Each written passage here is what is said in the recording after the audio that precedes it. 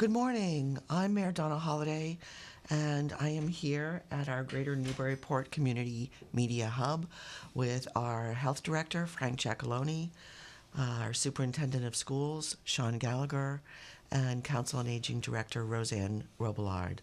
We wanted to take the opportunity this morning to have a conversation with the community about what we've been working on to address COVID-19 or the coronavirus. As all of you know, there has been a pandemic that has been called by the World Health Organization, and to update us on the latest information that we currently have about the virus, I'm going to turn it over to our Health Director, Frank Giacalone. Frank. Good day, everyone. I'm here to let everyone know just the latest on the COVID-19. And just to let everyone know that this is a novel virus, meaning it's a new virus. So our information that we get each day changes daily. So that is one of the challenges that we're faced with. And we hope to answer as many questions that the public may have through our office with that. The virus itself, what we do know about it, did start in China. And there's Wuhan, China specifically, and they're saying it came from an animal source, but they do not know what animal it may have been. And through that spread, the virus itself, which is similar to it's a strain of the coronavirus, but this being a new strain, they named it the COVID-19. Just to specify it from all other viruses that we know of. Through that, the virus itself is spread through human to human now and through droplets. So when someone either coughs or sneezes and may touch an object that someone may have coughed on or sneezed on, that is how the virus is spread. Hence, you'll hear this many times, need to wash your hands and cover your mouth when coughing or sneezing. The virus itself, they're still not sure of how long it may last on the surface, but it's around 3 to 4 days is what they're guessing right now. And those prone to it are those in the seniors and those who have chronic health issues. And surprisingly enough, children have been resistant to it. They may get sick from it, but not necessarily like the common flu or cold. So just be aware of that. So the main population that's being affected right now is the senior population. Here in Massachusetts, we are working with the Department of Public Health, and they do have a lot of information that the general public can go to as well. So I strongly recommend that they go to that website and also to our website here at the City of Newburyport. We have a lot of information out there as well on what you can do to prevent the spread. And you can get the latest update on city happenings, what may or may not be canceled. We've been getting a lot of questions on that as well. And again, wash your hands, cover your mouth, and the newest phrase that I came across is social distancing. Make sure that when you're in large gatherings, do not be elbow to elbow, keep your distance. Arm length apart would be preferable. If that can't be attainable, just make sure of anyone who may be sick that shouldn't be there, keep your distance, because the droplets do carry quite a distance. The current information we have as of today, the current cases reported for the coronavirus is 108. We have 6 confirmed and 102 presumptive. And presumptive means that the state lab found them positive. However, they have to go through a second stage of testing at the CDC level in order for it to be confirmed. So currently 108 total. Here in Essex County, we have only 2 cases currently as of 4 p.m. yesterday of positive cases. my department has been getting a lot of calls regarding travelers, and we have, with communication through the school department, only had, I believe, 3 cases of possible contact with people from Italy at the time. And surprisingly enough, I found that everybody picks the month of March to go on class trips and vacations. And we decided to, we decided to be cautious and suggested the 14-day quarantine, which was in effect, but it wasn't mandated and not under CDC or state guidelines, but we took the extra step just to make sure. So there is no cases out there currently that we have under official quarantine. I want to make that clear as well. The guidelines for testing is an issue. Initially, the testing was only for travelers from China and Iran, and surprisingly, not even Italy. So if you went to your primary care or a hospital and you were not from there or elderly and showing symptoms, you would not be testing. So I got numerous calls on that. I want to be tested. It's a shortage of kits. That's what the problem is, Frank. Exactly, Mayor. And I know the governor yesterday was talking about increasing private labs who are able to do the testing. And this is, I think, the direction things have to go. I think Quest just came online yesterday, a local lab. So hopefully we'll start to see increases in the ability of our personal care physicians and the hospital being able to complete tests. And that is correct. And the governor also said that additional kits are being issued, I believe, up to 5,000 more. So what's happening now is the restriction for international travel to test, that is off the boards now, only because now we have the quarantine or the ban, I should say, of travelers from those areas.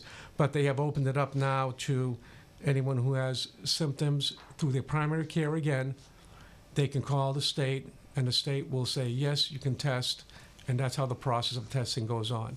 So you can call us as well with the Board of Health, and we will give you guidance on suggesting on what to do with testing. But, okay, thank you, Frank.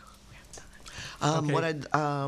What I'd like to just let the community know is that yesterday we met with Dr. Gail Fryer, who is the medical director at the hospital, and Mark Goldstein with broad base of department heads, public safety, our ambulance service, schools, Council on Aging, and we worked through and developed a protocol that is now on the city website, Instagram, Facebook page.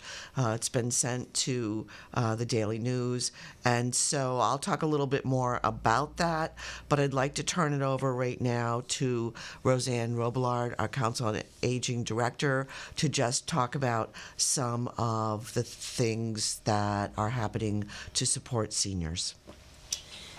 Thank you, Donna.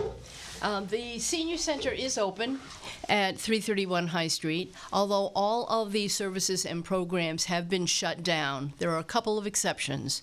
The Meals on Wheels will still be delivered every day. So if you're a homebound elder and you look forward to receiving that meal at noontime, you can look forward to it at noon today and every day next week and ongoing. We're trying very hard to keep that program going.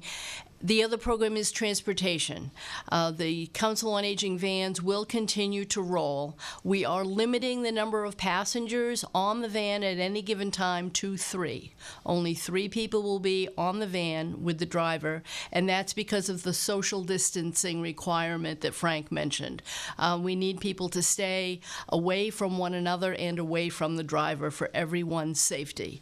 We know that it is a very contagious virus, and we know that the senior citizens are more prone to complications should they acquire the virus. So we're doing everything to keep people away from one another. So please don't come to the senior center. An exception to that is if you have an appointment to have your taxes done. The AARP program for tax preparation will continue on Mondays and Wednesdays by appointment. Of course, if you're not feeling well, please do not come. Call the office and we will happily reschedule your appointment. Shine appointments, that's appointments for health insurance counseling, will continue via a telephone call. We're not having any face-to-face, one-to-one appointments for Shine counseling. Please don't come this afternoon to play ping pong. Please don't come for card games or for any other group program. We really want to try to limit the social contact, the one-to-one contact, just because it's so important to break the chain of contact and give an opportunity for this virus to slow down or stop. We want to learn from our neighbors in Italy, and we want to take the steps, the aggressive steps that are necessary right now and do the right thing. If you have any questions, call me at the Council on Aging office. The number is 978-462-0430. My office will be open Monday through Friday from 8 to 4, as it always is. If you need to borrow a wheelchair, you can come and get that durable medical equipment. But please do not come to the Senior Community Center for any group programs or services, because they are shut down until further notice. Thank you. Thank you, Roseann. We also are working to create a list of seniors and others who might need assistance with food or medicine, and you may call the Youth Services program and speak to staff there, or to anyone in Roseann's office and get your name on a list. And we're trying to figure out ways to be sure that we're supporting those who are either in isolation or need additional support and assistance from the city. So don't hesitate to reach out if you need additional help. And now I'm going to turn it over to our superintendent, Sean Gallagher. All right. Well, first of all, Mayor, thank you very much. And I just want to say, for the past, I would say 3 weeks, we've been monitoring the situation. A month ago, as the cases started to arrive, in the United States, and the mayor and the health department and the school department, we all have begun, even a month ago, looking at contingency plans and really planning for, the what if questions. What if this gets worse? And I really think the pre-planning and the communication with the city and the school and Mayor Holiday's office has really been advantageous for us in dealing with this ever-changing environment. And I think that that's one piece that our students and the families really need to understand, that it's an ever-changing environment, but our number one responsibility and our number one goal is the safety and the welfare of all of our students and families, and that's our number one priority. As for a lot of the precautions that we've been putting in place, obviously deep cleaning of the schools on a daily basis has been very, very important to us, and Steve Burkholm and our staff has been tremendous with that. Kathy Riccio is our lead nurse and our healthcare liaison, who's reaching and touching base on a daily basis with our health department here in town, but also state and local officials, the CDC, and many other health agencies. And we're getting daily updates and providing these conferences on a daily basis, which allows us to take that information and really develop plans and strategies and processes that we implement pretty much on a daily basis and a weekly basis with the information that we're given. The other piece that we're looking at is, as we're talking about the social distancing, and a lot of our different programs, athletics, clubs, different venues that we have coming up. We've been working with the principals. Many of those field trips at this time we're canceling to further notice, and some of these activities we're canceling indefinitely. Especially as I think the whole Commonwealth and along the nation, the whole idea is the social distancing, so we can slow this virus down so it does not spread fast and furious, where we overburden the healthcare professionals, the hospitals, and the agencies. So at the school side, and throughout the state, we're really taking a harder look at developing contingency plans, not only for the cancellation and postponement of these big venues, but also looking at, taking the state's lead with school closures. And the big question for a lot of us is there going to be a school closure? And if there is, how long that's going to be?